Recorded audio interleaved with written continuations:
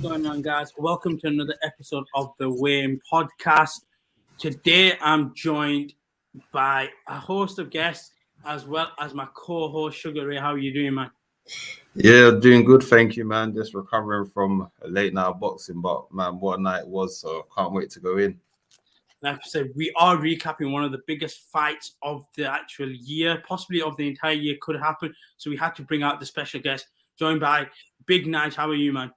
I'm good, my guy. I'm good, man. Like we said, it's a special occasion, big fight. It's only right. You get me? Only right. Only right. And following up with the big guns here from Andale to meet here. Sam, how are you, man? I'm good, man. Thanks for having me on. First time. Gonna be good to chop out boxing. So can't wait, man. Appreciate you having me on, man. Listen, it might be the first time, but it's definitely not going to be a last, bro. We want you on as much as you can. Definitely. Appreciate that. Love for that, guys, man. Love for that. So let's do it.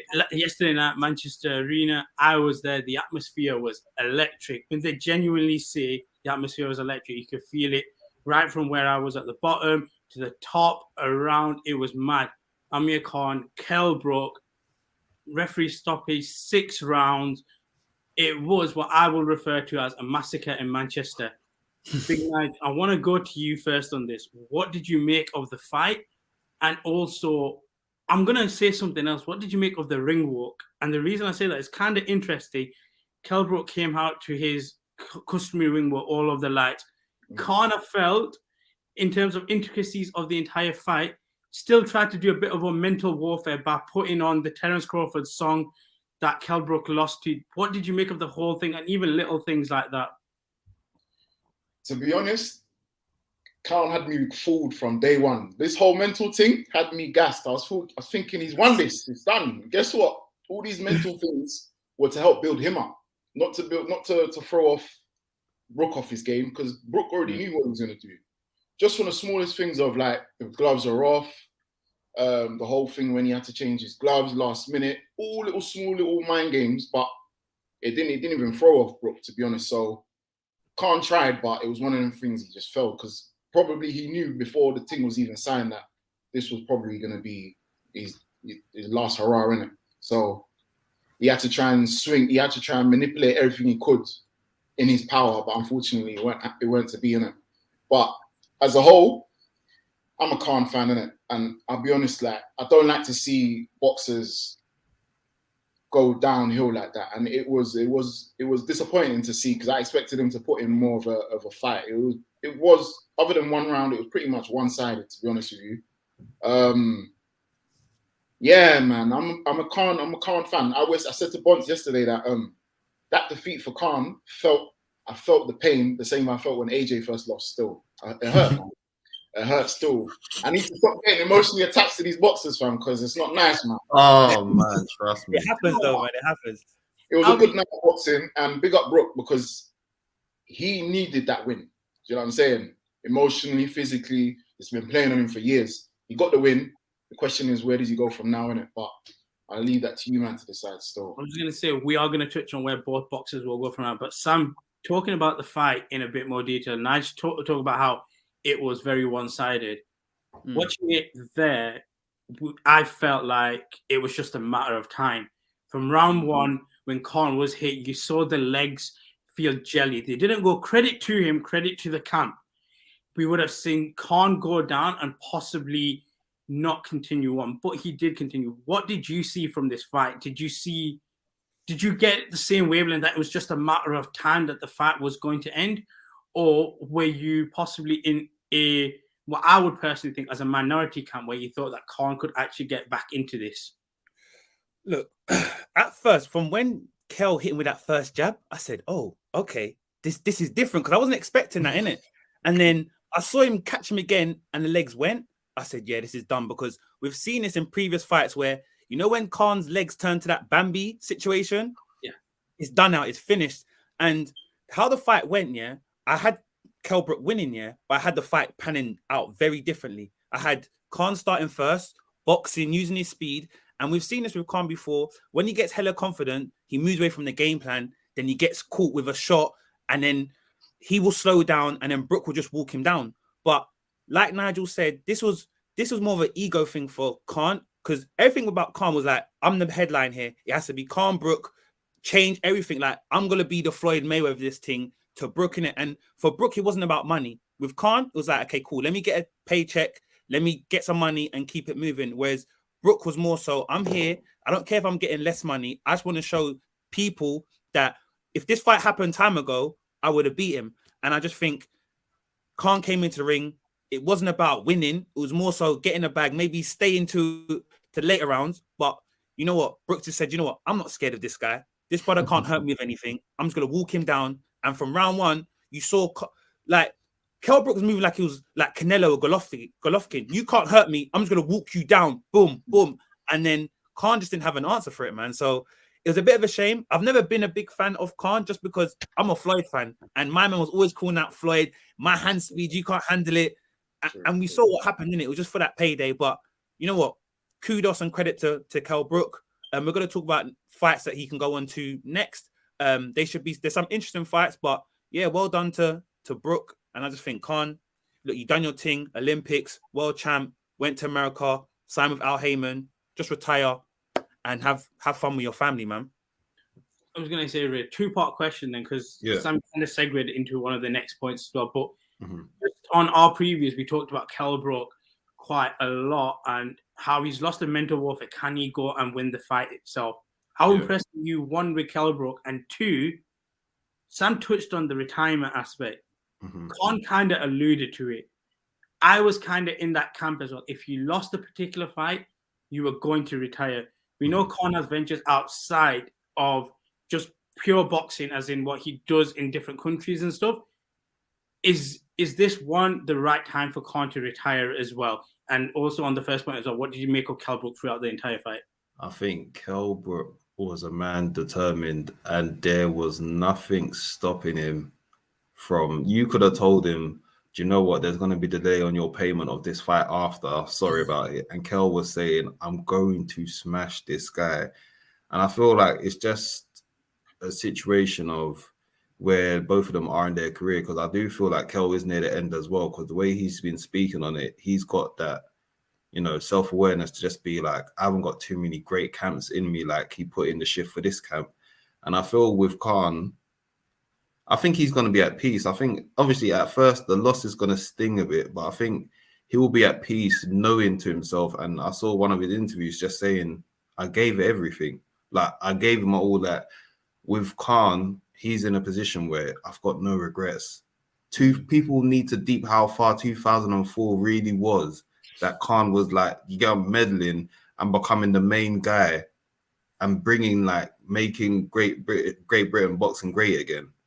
Like Khan really carried the flag and started a whole boom that to where it is now, where we don't need a Khan or an AJ for UK boxing to be prosperous. And I feel like Khan is at a space now where he's probably at peace. Yeah, the loss is going to sting him a bit, but he's almost got that last laugh of telling Kell, if Khan was to do this is very cheeky, but I also understand. Khan can just say, you beat me at the end of my career, well done. But it's kind of like that ignorant, arrogant, like, yeah, oh, you beat me at the end of my career, what now? I mean, Khan's still going to say, I've got a better resume. So just on that quickly, I don't know if you saw the post-fight press conference. Yeah. He didn't necessarily say that because he's lost, but he said, maybe if the fight happened 10 years ago, the result would be a bit different. I just laughed at it and joked just to say that, look, I'm still Amir Khan, I'm still the guy. But I do get your point. Of course. But sorry, carry on. No, I think that was my closing statement. But then to add to that, I feel like that's the wrong route for him to say. I don't think he should say if this was 10 years ago, because I think once Brook beat Porter for the title, I think that's when everyone knew. At that point, if Brook faces Khan at any point now, Brook destroys him. Because Nigel was there, we watched it there. Undefeated hosted an event, and we was watching it there. And then I think from the first exchange, I think the corner we was in, everyone's asking, who are you, Team Khan or Team Brook? I saw the first clash between the two, and I think I even said out loud, I said, Brook's got this. When you deep, like the size difference and the power difference, like from that first exchange, I just said, I just don't know how Khan is going to weather this storm for 12 rounds. And given the fact that, listen, Father Time is undefeated. this is a young man's sport. That don't let anomaly. That's when you have to greatly appreciate people like Bernard Hopkins that went on for as long as he did. Because let me tell you something. I'm sure there was times in that fight where there were certain moves that Khan would go for. And back in the day, I remember like I saw him putting his face in front and trying to do the slip and counter, and he was getting caught. And I know that feeling because that's happened to me in sparring. I'm just like, bro, like I've been in sparring sometimes. I said this person would have caught me back in the day, but for other times, like your reflexes start to go and everything. So, like I said, I think Khan's is going to be at peace, knowing that I gave it my all, and he's going to retire on a high. So, we alluded to the retirement side. I know I'm coming to you, Big Nige, on this. In terms of Khan's resume, Ray kind of put it on. I've openly said this as well. I think with his silver medal, along with Audley Harrison when he did, it helped British boxing, because without that, I don't think we're at the pinnacle where we're at right now, where we as British fighters can command athletes from America at times to come fight here with the A side in that type of situations. With Amir Khan's career legacy, is there an argument to say that he peaked a bit too early in his career? Good question. I don't think he did. I felt the momentum when he came on the scene with a bang. 17 years old, done his thing at the Olympics, and it was the only next step. He back then. Sorry, my bad. Back then, it wasn't even a thing to go do Olympics again. It was a thing where he's got a crowd, he's got a fan base. Let's get the ball rolling. Let's go turn pro, and he puts bums on seats. So his style, at that age, at that time, it hadn't been seen before. It was electric. He engaging, fast hands and whatnot. But eventually, like the whole saying, time will always beat speed. His speed will deteriorate. So I just feel like during that period where he was booming, that was what he was supposed to do. In terms of longevity, I don't feel he would have evolved like a Mayweather or Roy Jones or them man or Bernard, where they would have evolved and just boxed on the back foot. I don't think he had the IQ like that personally. I just feel like his skill set and his talent got him to where it was, and it couldn't get any further. Because when it was time, as he was getting older, we saw what happened, innit? Yeah, spot on. I was going to say, Sam, we touched on the timing versus speed. In terms of just the stats of this particular fight, Brook outlanded Khan on the power punches. We expected that. So I guess my argument is, over time, when you're a boxer in this particular case, how important does your power become over speed? Like, what is a bigger factor? Is timing better or is power better? Is speed better or timing and power? I think it depends though, man, because at the end of the day, Brook is a naturally bigger person anyway. So in that sense, he's not going to be scared of what Amir Khan can bring to the table. If it's a weight where they're very comparable, you're going to always say timing, because it's like you put Khan against Floyd. I'm always going to go with Floyd because Floyd's timing is impeccable. Do you know what I mean? So I think it's situational, innit? In this situation, the timing was never going to affect Kell Brook. Kell Brook was always going to say, I'm the bigger man. You can't hurt me. You got pillow fists. So I'm just going to walk you down anyway. So in this situation, power is more important. But if it's something where it's very equal, I'm always going to go for timing. We've seen that with Canelo and Golovkin. Canelo's got the timing, Canelo's got the power, but when you're able to slip and slide punches and pivot and pot shot, you're always going to win, innit? Because that's the IQ there. Power is just something, okay, God-given, but after that, you need to work on other stuff. So I think in this situation, the power was more influential than the timing and the speed. But if everything is balanced, I'm always going to pick timing over power and everything. Do you know what I mean? Now, Ray, let's move on to Kell Brook in terms of what his future lies. We kind of have already talked on Khan. We said that the loser will most likely retire, being Khan. He's kind of alluded to that. With Kell Brook, we've got a situation where you've got two fights that are potentially there for you. We've talked about Chris Eubank Jr. and we said that your ceiling personally is a top-level British fighter. We don't believe you can go to the world-level title scene, right? And we've got Conor Benn, who is the opposite in some ways. I believe he can ascend a lot. I personally think he can ascend. With Kell Brook, them two fights are the option. Most likely you're looking at some catchweight in there as well. Yeah. Where does it make sense for Kell Brook to go? Does it make sense for him to take either fight?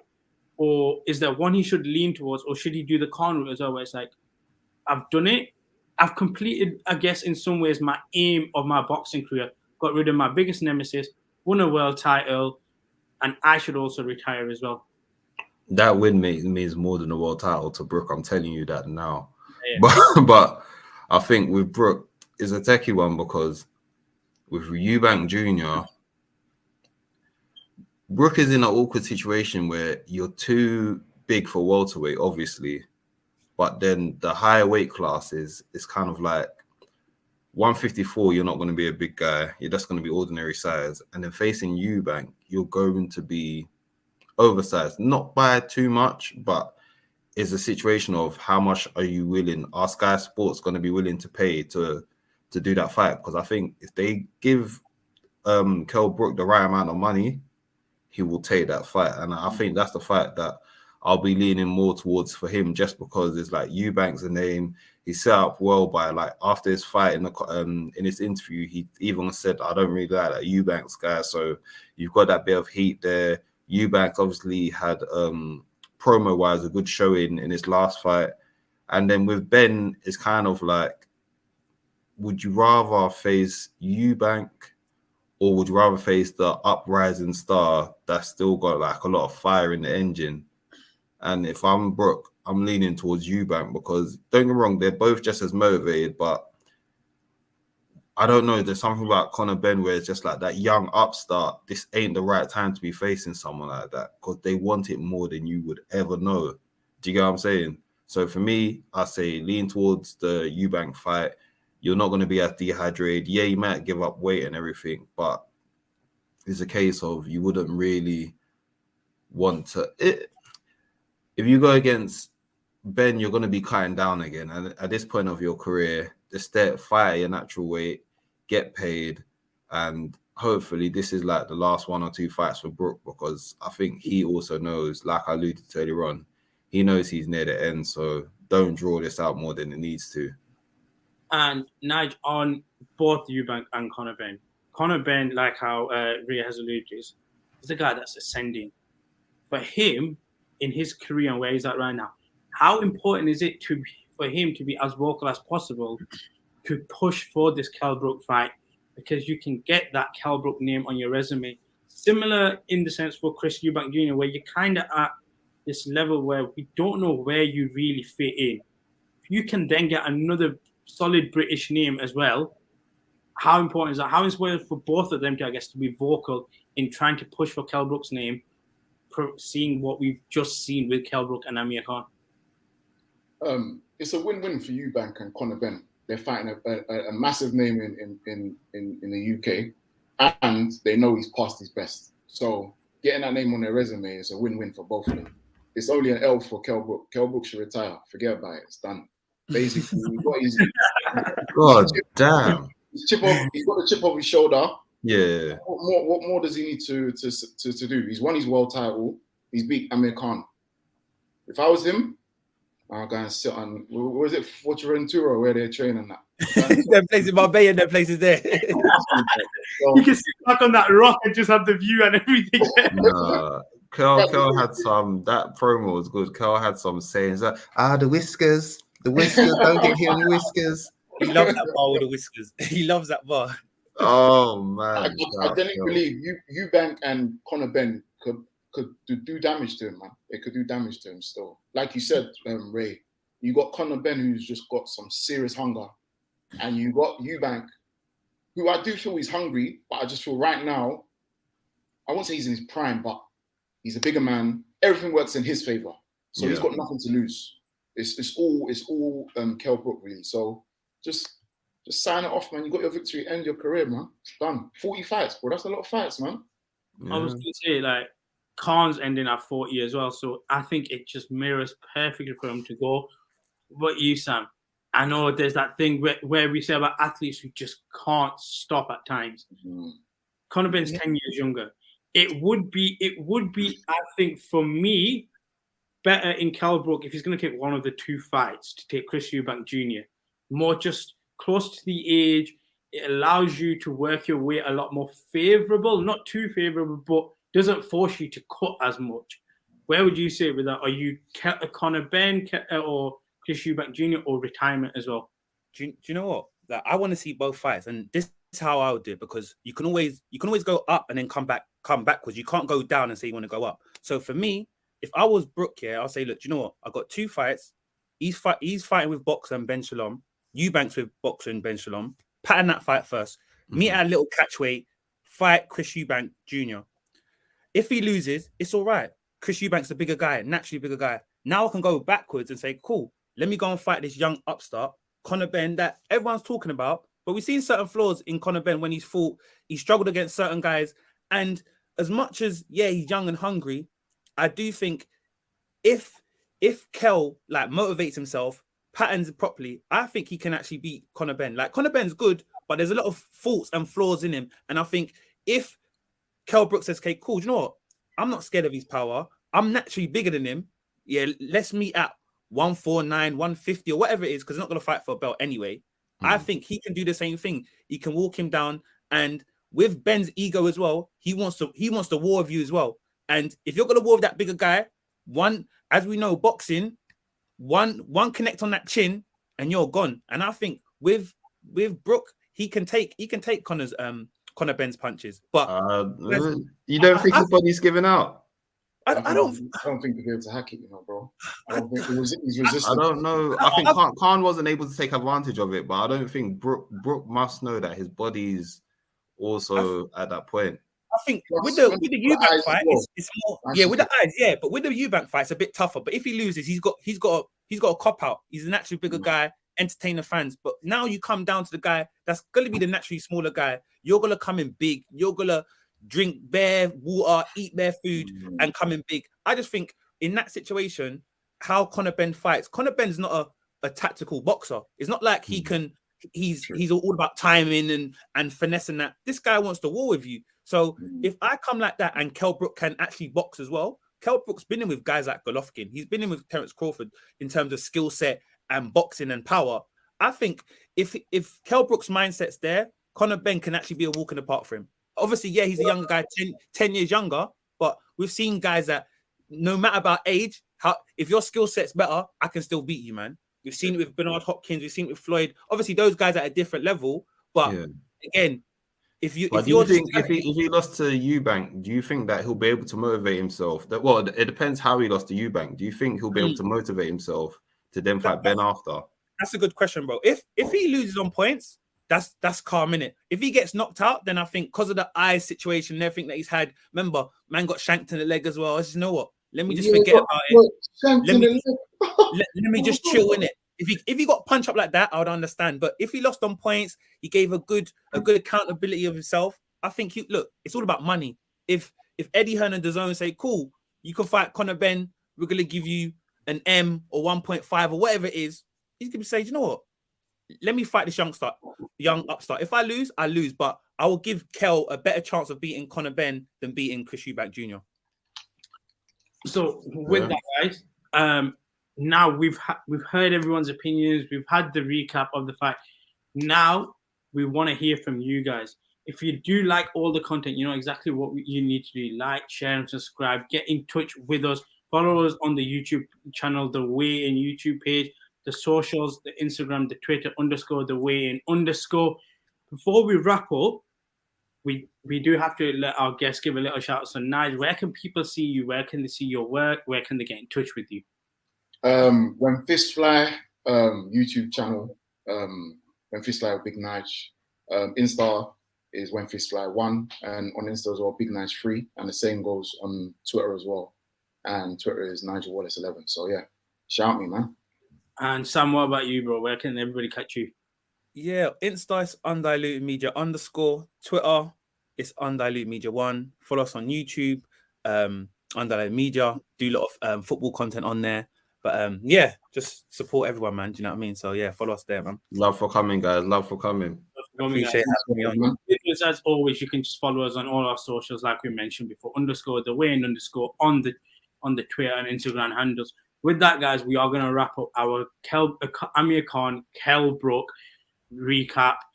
It was the massacre in Manchester. I still can't get over it. I'll be honest with you. It's going to be horrible for me to rewatch. Shout out Khan, man. Shout out both of them, man. Shout out both of them, man. Left, genuinely, when they say they left it all on the line, they did leave it all on the line. Yeah, for sure. Thank you for always cutting on. And again, if you enjoy the content, you know what to do. With that, we are going to wrap up. Take care, everybody. Love and peace. Take it easy, man.